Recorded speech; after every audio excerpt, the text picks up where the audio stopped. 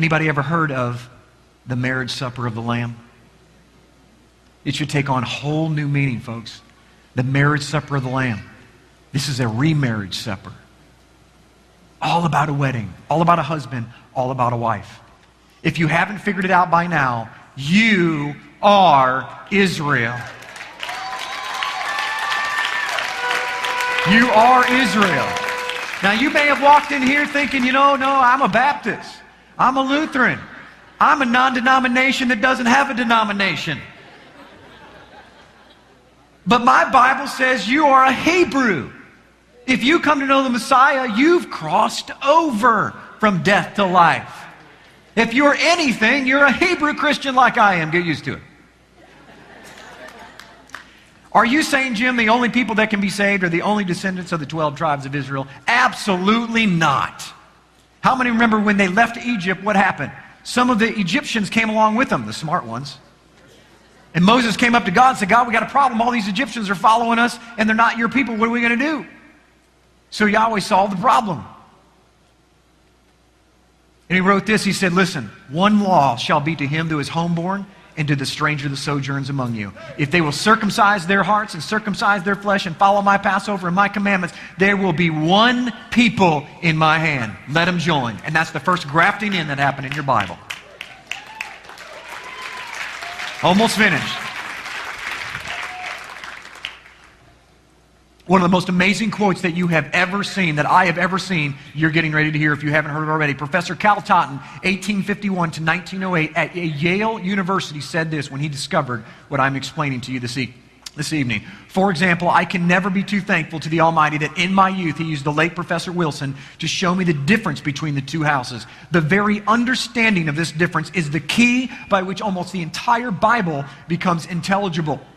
And I cannot state too strongly that the man who has not yet seen that the house of Israel of the Scriptures is totally distinct from the Jewish people is yet in the very infancy, the mere alphabet of biblical study. And that to this day, the meaning of 7/8 of the Bible is shut to his understanding. And I don't know about you, but when you begin to read your Bible now, some of you will go home, maybe back to your room tonight, and you'll be going through the Scriptures because light bulbs are popping all over you right now. Your life is going to change when you find out who you really are. Let me ask you a question. Is it really all about Israel, the chosen people? Is it really all about the 12 tribes?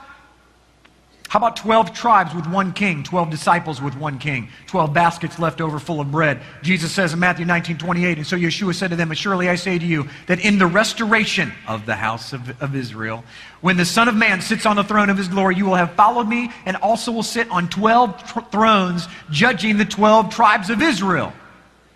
Let's continue. Yeshua heals a girl that's 12 years old by accident, I'm sure. He starts teaching in the temple when he was what? 12. He says that there are 12 hours during each day, 12 months in a year. He says that there are revelation, there's 12,000 from each tribe that are sealed, 12 angels, 24 elders, 2 from each tribe, 12 gates with 12 pearls, 12 constellations, a tree of life that produces 12 fruits for each of the 12 months of the year. Folks, it's everywhere. The story of the 12 spies, the story of Joseph, the story of Ruth, Naomi, Boaz, it's all about the two houses of Israel. How many plagues were there in Egypt? Gotcha.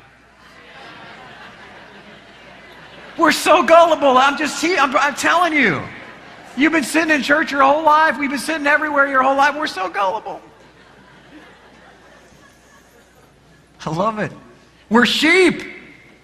You know sheep are the dumbest animals on planet Earth? According to all the scientists. They never met my neighbor's dog. But anyway, the 2 witnesses in Revelation, right? 2 houses. The giving of the 10 commandments. How many tablets were they put on? 10 commandments on 2 stones. You don't think he could have fit them on 1 stone? He could have put them on an iPad if he wanted to.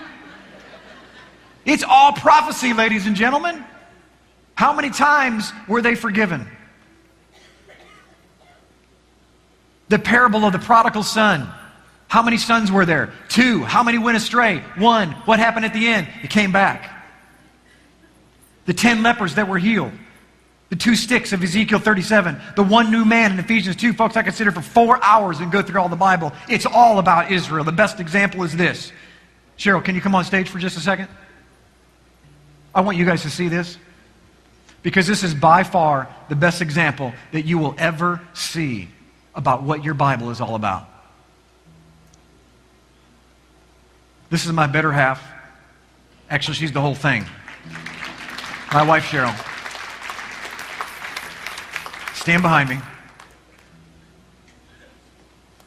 This is the Garden of Eden, ladies and gentlemen.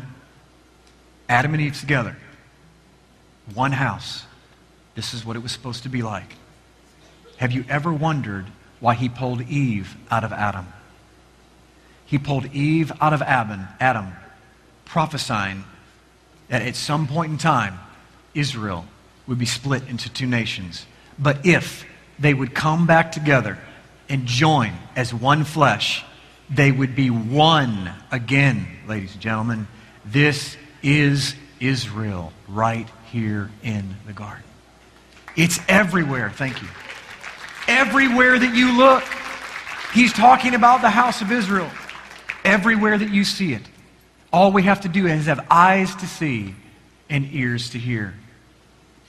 Stand to your feet, please.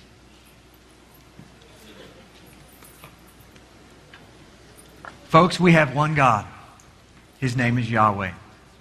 We have one covenant, one law, one Messiah. His name is Yeshua.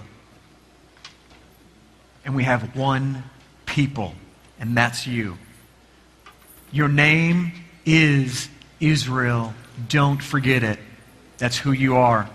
So say it with me. One nation, under God, indivisible, with liberties and justice for all. Thank you, ladies and gentlemen.